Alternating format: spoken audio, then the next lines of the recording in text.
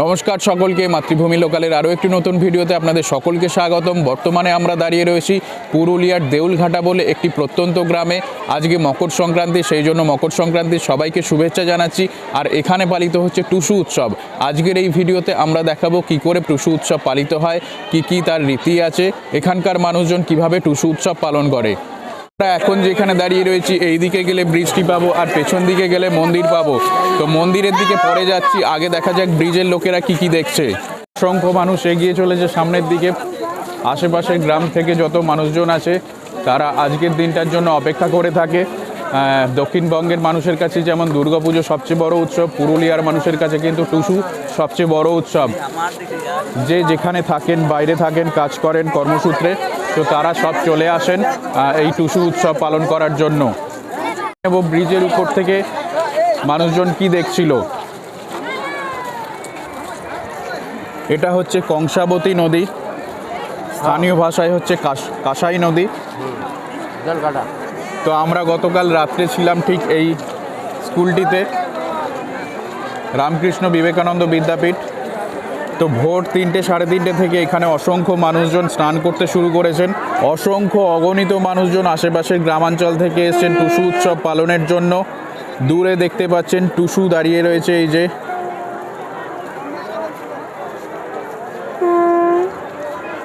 এখানে সবাই মকর সংক্রান্তির পূর্ণ স্নান করেন, বাড়িতে পিঠে করেন, সারা রাত ধরে নাচ গান করেন নতুন ধান তোলার আনন্দে। সেই সূত্রে এই টুসু উৎসব পালন করা হয়। বিশেষত কুমারী মেয়েরা এই টুসু উৎসব পালন করে।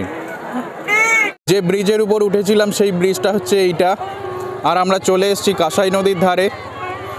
ওই ঠিক উল্টো পারে দেখুন টুসু বয়ে নিয়ে আসছে গ্রামের মহিলারা। মা দুর্গাকে যেমন কাঁধে করে নিয়ে আসা হয়, এরকম টুসুগুলিকেও নিয়ে আসা হচ্ছে। এবং কুমারী, প্রধানত কুমারীদের দেবী হচ্ছে টুসু।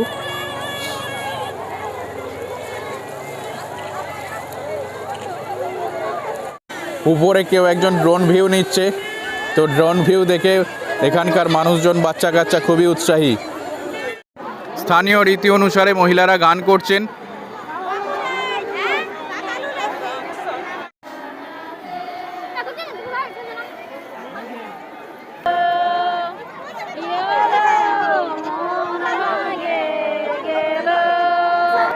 কাঁসাই নদীর জলে টুসু বিসর্জন দেওয়া হয়েছে।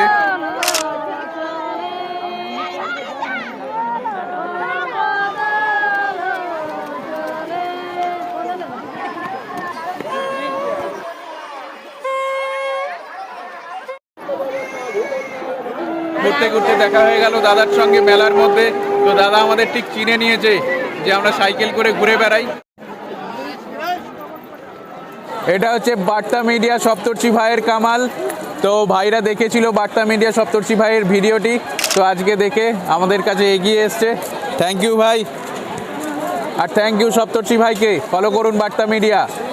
গতকাল রাত্রে আমরা যে মন্দিরটিতে এসেছিলাম, মিঠুদি যেখানটায় থাকেন সেইখানে, সেটা হচ্ছে প্রাচীন একটি মন্দির। তো আজকে সেখানটাই আমরা যাচ্ছি। এই মন্দিরকে কেন্দ্র করেই মেনলি মেলাটা গড়ে উঠেছে। পাল ও সেন যুগের মূর্তি এগুলি। এটি রণচণ্ডী মূর্তি, সপ্তদশ শতকের দেবী মূর্তি। সঙ্গে আছেন গণেশ এবং সরস্বতী। সপ্তদশ শতক থেকে দ্বাদশ শতাব্দীর মধ্যে পাল এবং সেন রাজাদের আমলে বাংলার বিভিন্ন প্রান্তে সুউচ্চ এই দেউল মন্দিরগুলি নির্মিত হয়। দেউলঘাটিতে নির্মিত হয়েছিল 15টি দেউল মন্দির, যার মধ্যে এখন মাত্র 2টি বর্তমান। 60 ফুট উঁচু সনাতনী এবং জৈন শিল্পরীতির সংমিশ্রণে তৈরি হওয়া এই মন্দিরগুলি সংরক্ষণের অভাবে ক্রমশ ধ্বংসপ্রাপ্ত হচ্ছে। 1000 বছরেরও বেশি পুরাতন এই মন্দিরগুলির নির্মাণ কাজ দেখলে অবাক হতে হয়। কোনো রকম আধুনিক যন্ত্রপাতি ছাড়া, সিমেন্টের ব্যবহার না করে যুগের পর যুগ ধরে এই মন্দিরগুলি কিভাবে দাঁড়িয়ে রয়েছে। বাকি 13টি দেউল তো ধ্বংসপ্রাপ্ত হয়েছে, সেখানকার দুর্মূল্য মূর্তিগুলি বেহাত হয়েছে সরকারি অবহেলায়। এটি হলো দ্বিতীয় দেউলটি। বাংলা ও বাঙালির ইতিহাস, স্থাপত্যকলা, বুদ্ধিমত্তার এই নিদর্শনগুলিকে ধুলোয় মিশে যেতে দেখে ভীষণই কষ্ট পেলাম। বাপরে বাপ, অবশেষে আমরা ফিরে এসেছি স্কুলে। আমাদের থাকার জায়গায় মুক্তি পেলাম। এত ভিড়, এত ভিড়। টুসু মেলা কেমন লাগলো অবশ্যই জানাবেন। আর আগামী ভিডিও আসছে খুব শিগগিরই। ততক্ষণ ভালো থাকবেন, ভালো রাখবেন।